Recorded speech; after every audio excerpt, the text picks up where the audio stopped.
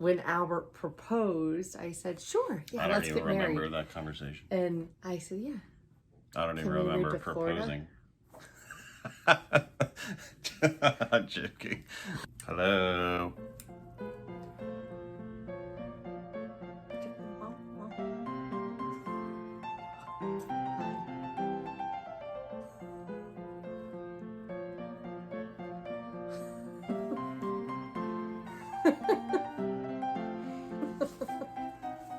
So we had already made a 50 subscriber giveaway video, but before I even had time to edit that and post it, and we already had surpassed 50 subscribers. Hello. Hi. So we do post a lot of Dorney Park videos, as you can see. So, and we're almost at 40 subscribers, I think, right now. So we're gonna do a little giveaway. I'm so excited! Our first 50 giveaway. sub giveaway. So once we hit 50 subscriptions, we will randomly pick one of our subscribers to win a Steel Force grab bag. So thank you, first of all, to everyone who's subscribing and following along, because we're learning as we go. And as you can see. So we now have a 100 subscriber giveaway, which is Dorney Park swag, a Steel Force. I didn't even know they had, what are these called? Mascots. Each roller coaster has like a mascot. Yeah. I wonder what his name is. I think this is a Phantom, I guess. Steel Force Phantom. But it's high quality. Like there's actually like hard things on the bottom of the feet. Pretty well put together. So the Steel Force Phantom, if that's what you want to call it. It's like a whole Six Flags bag. A Steel Force hat. And this one's adjustable. A Steel Force magnet. Oh, with the Phantom on it. We did a whole theme here. Yes, it's a Steel Force bag, but then they didn't have any Steel Force bag, but they had this Dorney bag. cinch bag, Dorney Park cinch bag. So it'll all come together. So subscribe and share the channel, and once we hit 100 subscribers, we'll announce a winner for the Steel Force giveaway. And we're already collecting things for the next giveaway, so we haven't decided when that is, but maybe some Disney merch subscription giveaway. I want to keep one of them so badly. There was only one. And we don't need more of them in our house. I want to keep it so bad. So thank you again for everyone who's subscribing and following along. It's so exciting. And as the channel grows, we will have more giveaways. And as it grows, we'll have bigger and better giveaways. Yeah, for sure. And different themed giveaways. So we'll see. We'll be creative and figure it out as we go. Just like we do everything. So the next thing is, I guess, the announcement video. We want to do the sub giveaway announcement because we intended to do that sooner than now. But so the main announcement is we're moving to Florida. Hopefully 2 years. We keep saying at first it was 3 years, and then within a couple months we were saying 2, without much time going by. So it's kind of as soon as possible. We have a financial plan to give us a set amount of savings for moving costs, and needing to take off a decent amount of work to pack and unpack and things like that. So now it's just the beginning stages of preparing to move. So now, with that being said, we have planned to move to Florida for 20 years. You planned for 20 years. I have that is true. I have planned. I never really gave it a thought. 20 years. When Albert proposed, I said, sure, yeah, let's get married. I don't even remember that conversation. And I said, yeah. I don't even remember proposing. I'm joking. I don't remember the whole Florida conversation. Yeah. And that was not something that was said during the proposal. No. It was afterwards. It wasn't like, well, only we can get married if we move to Florida. No, it was after. I was like, I've been bugging him about Florida for, I think, since we've had kids. Yeah. So. And we do have some family now that lives down there, but yeah. I had never been to Florida except when I was like 9. my family did a huge like Disney vacation trip when I was 9, and that was the one and only time I had ever been to Florida until the last six to 8 years. Yeah, so we then were taking our own kids, visiting family, things like that. You know, he's finally on board. yeah, I mean, I also over the last 13 years had worked in a field of work that was outside. So I've experienced every level of environment and working outside in the dead heat of summer, the freezing cold of winter, like, and your body does adapt. Like I had no problems working in any of those conditions. I'm kind of an adaptable person. So I know a lot of people say you don't want to move to Florida because it's so hot, it's so humid. Well, that doesn't make any difference to me.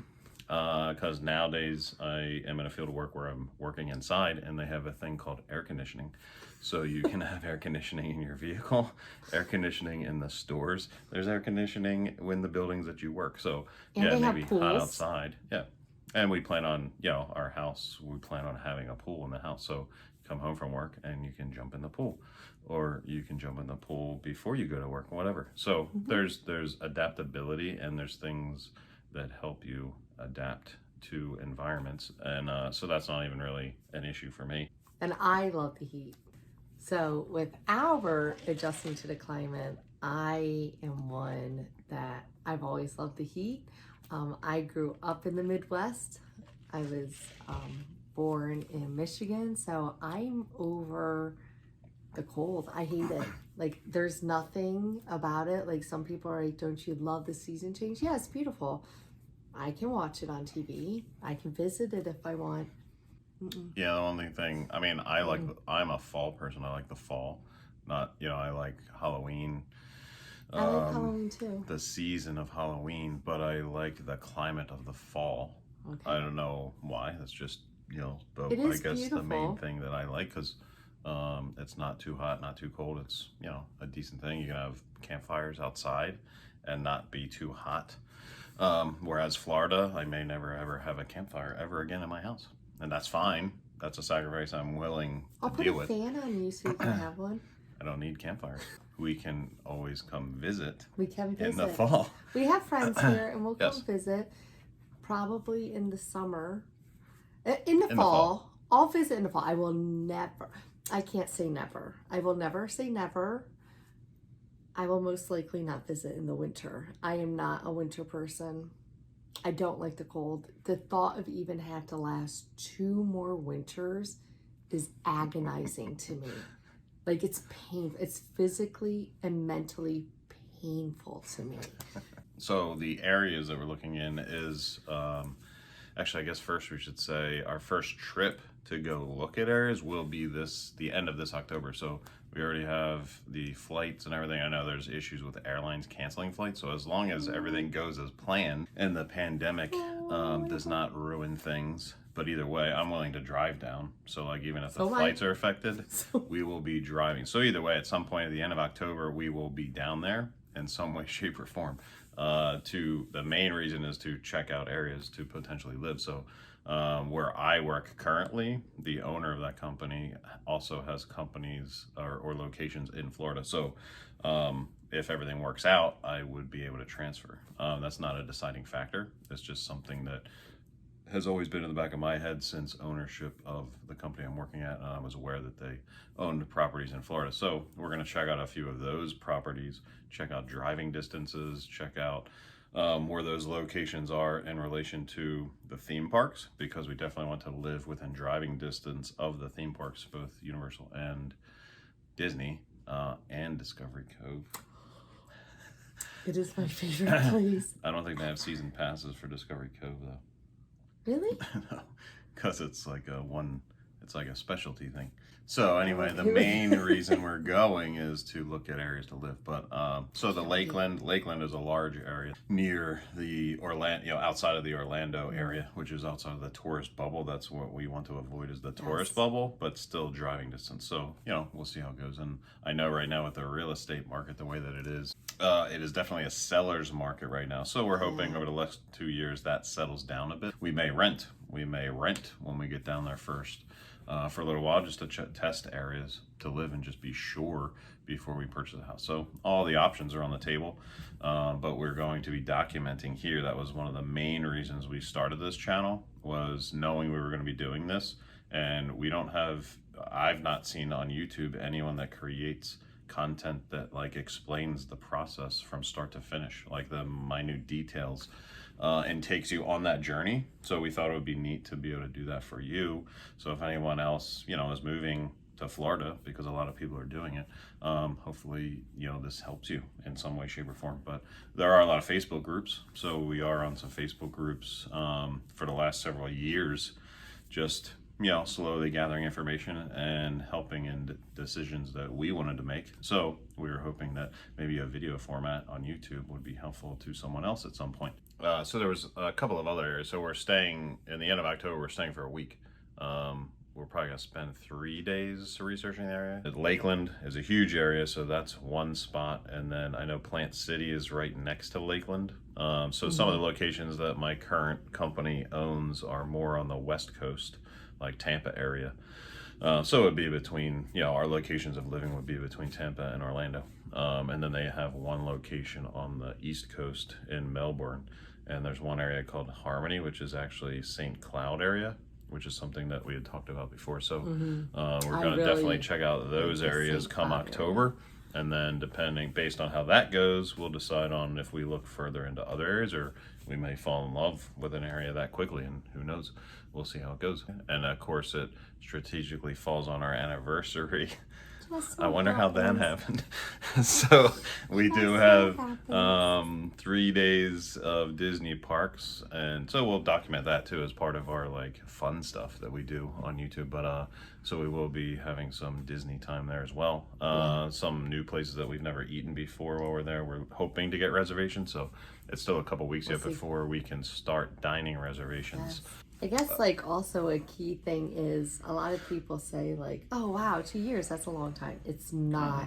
Like when you're getting your whole house ready to sell, like you're thinking about like getting my mom ready to sell and move with us, our house, all the variables, upgraded. And one lucky thing, we don't have kids in school anymore. So like that's a whole nother variable that we don't have to deal with. So unfortunately we can't help you with that. Yeah, but sorry. We intentionally stayed here in PA as long as we did till our daughter was done her schooling. So she has 1 more year this year. So literally there's nothing keeping us here beyond next year except our financial plan.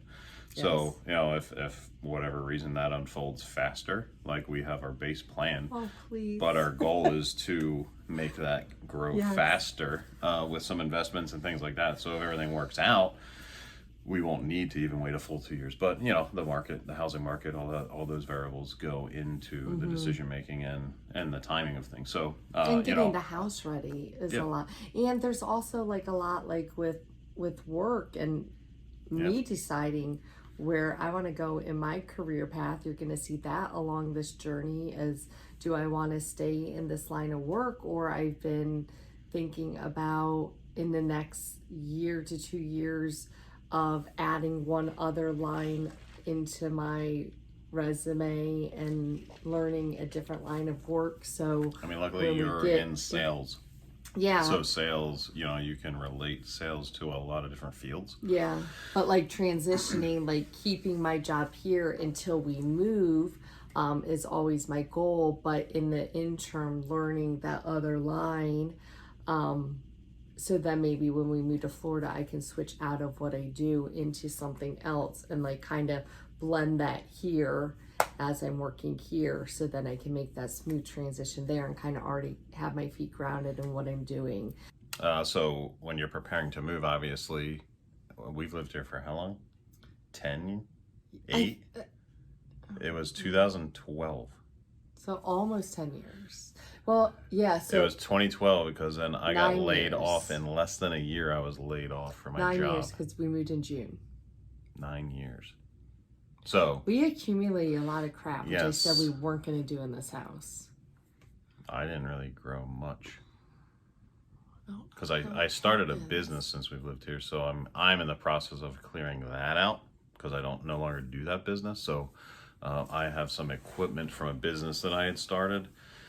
And part of the process of moving too, I had a business and I was growing it to the point of I was just about to like transition to part-time at my day job and focus more on the business. But then discussions of moving to Florida heated up and other things, life happens.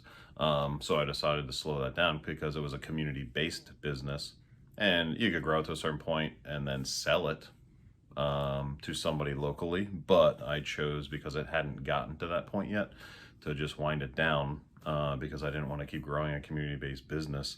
And then 2 years we were moving, and then I'd have to start all over creating the community-based business. So that actually went into, that was a variable that I didn't think of when I started the business.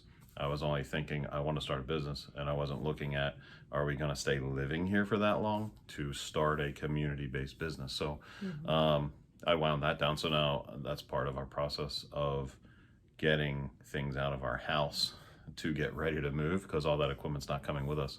I'm cleaning that up to sell that, and then potentially starting the process of making enough room for Colleen's mom to move in with us ahead of our move, because she will be coming with us to Florida.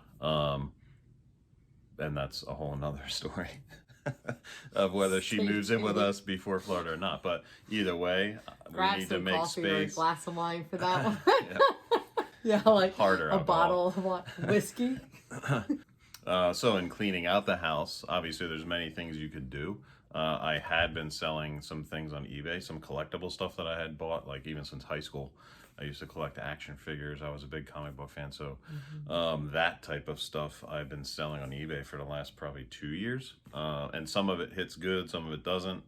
Yeah.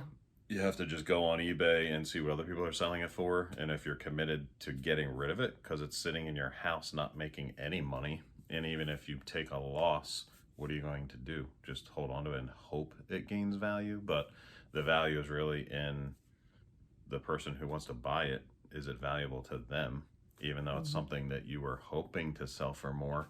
That may not be the case. That's the risk with investment. So, and when I was a kid and buying this stuff, it was just cool and I wanted it. I wasn't even thinking of long-term investment and trying to make money off it. So a lot of it I was willing to part with for, and I'm taking a loss.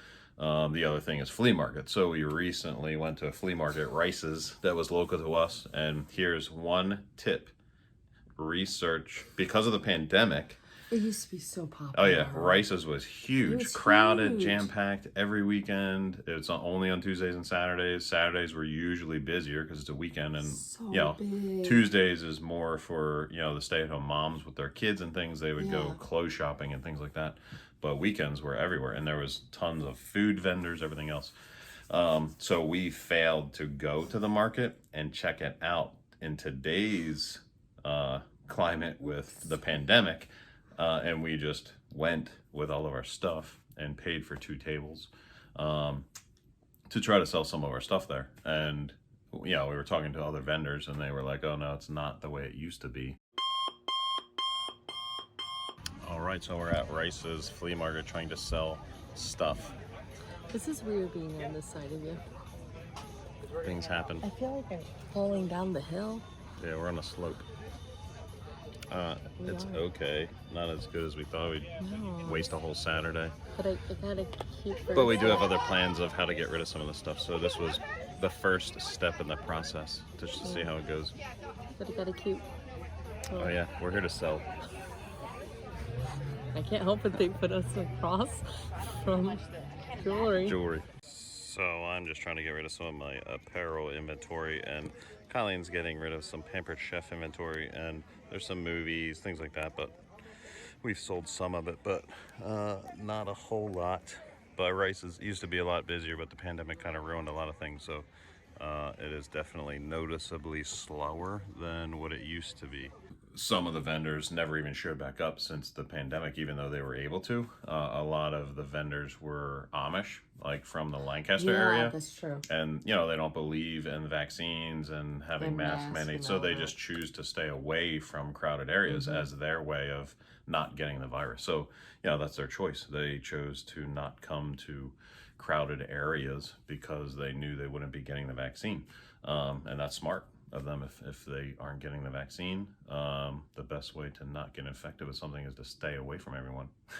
That's actually I fully agree with that too. Good method. Staying away from people is a good tip. So it's definitely not nearly the amount of vendors, which doesn't bring as many people. So I wouldn't say that was a failure. We did sell a decent amount. I mean, all in all, we definitely made our money back from paying for the tables. But as far as the amount of time you spend there, it was a waste of time. Like, we got to spend the day together. And I got a really cute bracelet.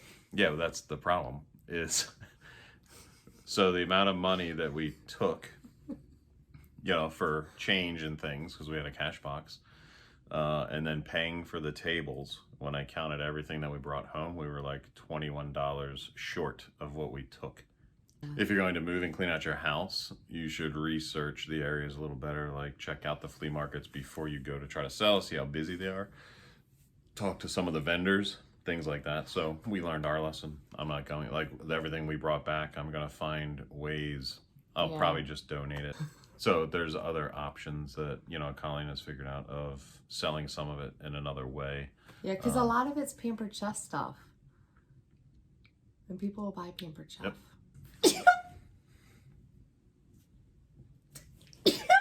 Bless you. Thank you. Is that it? It's usually in threes. That's it. And depending on the area that you live in and you're trying to sell in, you always do a yard sale on your own. We unfortunately live in a neighborhood with an HOA they do one yard sale for the whole community once a year. And you could do one outside of that, but because we're kind of tucked away, you'd really have to pay to advertise or like hang flyers all over the area to direct traffic to your specific house in the neighborhood. Because we're not in view of like a main road. You have to drive into the neighborhood and kind of loop around inside to like see somebody having a yard sale. So it's not easy for us to do a separate yard sale for our own. But you may live on a main road and you could do a yard sale for several weeks or months, or if you're prepping, for years ahead of moving, you could just sell your stuff consistently. And it may be a better option for you, but for us, that wasn't a good idea. So we're finding out other ways to get rid of our stuff and try to recoup some money. But at the end of the day, it's not coming with us. One thing to know also is we plan on moving very, very little. So like our bed, one of our, I think just needs all our dressers, like we got 2 new nightstands, but like none of that's coming with us. Like our couches, like nothing's coming with us. But it's because it's old. Yeah, it's like old we stuff. knew for years that we weren't bringing it when we did decide to move. So we just never bought new furniture for this house, really. Like we bought one new furniture set a year after we bought the house. And actually we've already had to replace the couch because it broke. Yeah. But we got a very dirt cheap used couch. So and the couch we're sitting on was free. So like we have a lot of hand-me-down furniture, and intentionally we weren't buying new stuff. Yeah, our we nightstands probably are will the take new... our table and chairs. chairs. I love that That's kitchen nice. and chair. But we're taking very minimal. And we would just slowly, see what house we get and what we need to fill it. But and the kids are excited. Like Alex is like, "Oh, I want a new bed. I can't wait to get a new bed." Even though it's like 2 years away, he's like, "I want a queen size bed." So I was like, And I mean, right now he's just sleeping on a mattress on this floor. So like that he can got just mad be at moved. his bed and tore it apart. We provide our kids with beds, but they choose to throw them away, and then I do not buy a new one. He had a custom-made bunk bed. So so when we move, we obviously just take his mattress and he continues sleeping on the floor until we figure out what furniture is going to work best. And there's even groups that we're on Facebook, that help you with that, finding furniture once you're down there. And with Facebook yard sales all the time, that's something that we'll definitely explore once we get down there, and just I've even still buying used furniture. Looked into groups, like a lot of times, like when you rent houses and stuff, like you can find fully furnished rentals. Yeah. So I'm fine with that. Like while we're renting, if we choose to rent at the beginning and just getting a little storage unit or pod for when we move, and then when we buy a house, because we'll buy Or within just that use year. one room as storage and jam all our stuff into I'm it. fine with it because we're not taking a lot. So I have been in contact with 2 realtors, one in Florida already. He was super nice, and he's more on the East Coast, like Winter Park, Winter Garden, St. Cloud area. And he and So you might be able to help us with the Harmony area. He was really, really nice, very informative, what price range to look at. Like we were talking about, like the in-law suites, and apparently not very popular in Florida. The acreage, Which is odd because, I don't know, the Facebook group I'm on, like they're constantly sharing layouts of the houses, and I've come across many. I mean, they're new builds though, so maybe it's something new that people are just starting to be interested in. Starting to come up, but like so I've been pre-existing. I've been saving blueprints because of like ideal types of houses and designs, but acreage and is we may one end up thing. doing a new build. Who knows? Yeah, acreage is one thing I don't think we're negotiating on. I told him a pool is something I'm not negotiating. Yeah. I'm not No, because negotiating on. it'd be too expensive to build new from existing. And home. certain square footage I'm not negotiating on. I don't need a huge house, but I'm not going lower than the square footage I'm already in, which we're not in a big house. Like I'm not going lower than 2,500 square feet. One of the problems, I guess, like in Pennsylvania, there's a ton of basements, so we have a finished basement that's like usable and livable. You know, it has our main like living area with nice TV down there and stuff. And when then it's doubled as a bedroom at times when there's too many people sharing our house. So Our in kids have a lot Florida, of guests. there's no basements. Yeah. And there's hardly even second floors. They're all like, it's because of hurricane weather, things like that. It's for safety of the structure. So it's even not as common to find a 2-story home. So your square footages in Florida homes are generally smaller than, for the value, I should say. They generally have large garages for storage, knowing they don't have basements. So they'll have like a 2-car garage, more common, or a car and a half, knowing people need more storage because they don't have basements. But that's all stuff that we have to get used to, and just simply decide if there's nothing, like I said, that we would be interested in right away purchasing. We'll just simply rent until we find the place that we commit to. And we definitely want acreage. Like we don't want to be in one of those like typical Florida which again is communities. Another issue in Florida because of the infrastructure. So we're gated hitting a lot of gated communities, and that's just the way that I don't need a gated community with the rec center and stuff like that. I'm fine with my own pool, my own little acreage. So it was interesting talking to him because like I was telling him, I was like, I just really need to know what's reality. So talking to him, asking him what was reality versus not. So he was really interesting to talk to. So we'll be talking to him several times. And then my friend here, Cheryl, is a real estate agent, and she's just absolutely brilliant and just super, super sweet and nice. So she's going to actually come over to the house and we'll document that. Basically what I asked her was, could you tell us, like, I don't want to put a lot of money into this house if we don't have to. So what needs to be done that we're going to get our bang for our buck, that's going to give us top value of the house, that has to be done. But I don't want to put more into this house than we have to, that we're not going to get the return on the investment. So many people I notice are very hesitant to move, or just get complacent, or just wait until they're like, no, I'm going to retire and then move. But we were talking and we're like, hey, are we ever going to retire? I don't know. Who knows? Yeah, Social Security is probably going to be non-existent by the time we're able to collect it. And you can't live off that anyway, so you still need some kind of retirement income after that. What's that mean? Like, I'll probably be able to retire like 5 years after I die.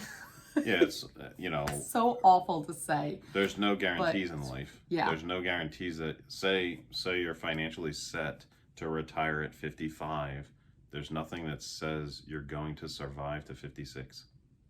Like, that's literally. True. Like, that's the reality, is you don't know when your time is your time.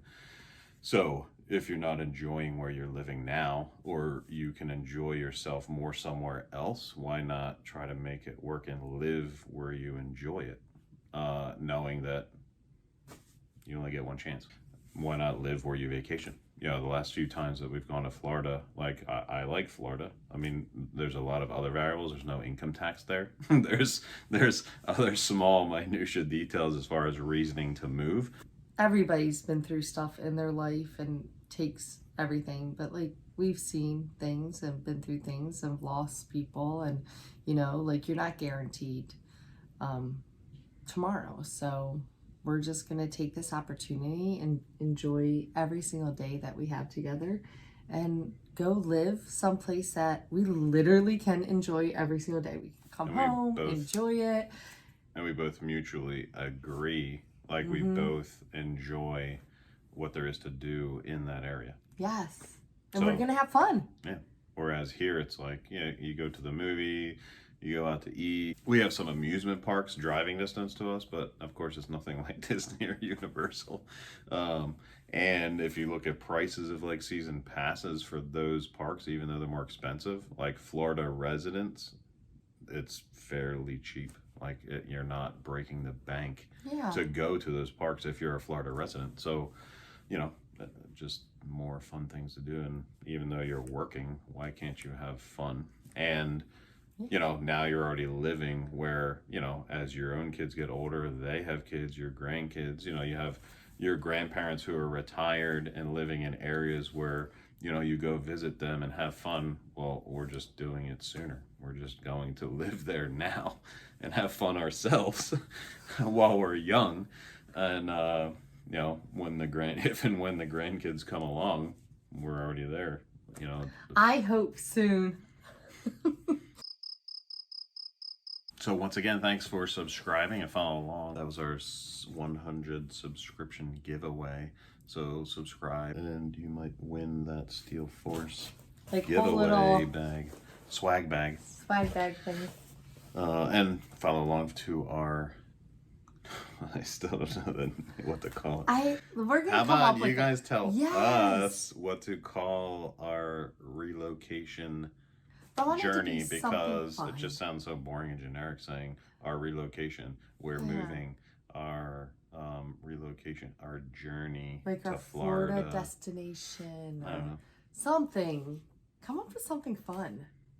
I'm gonna think about it, but you too. All right, until next time, last tag.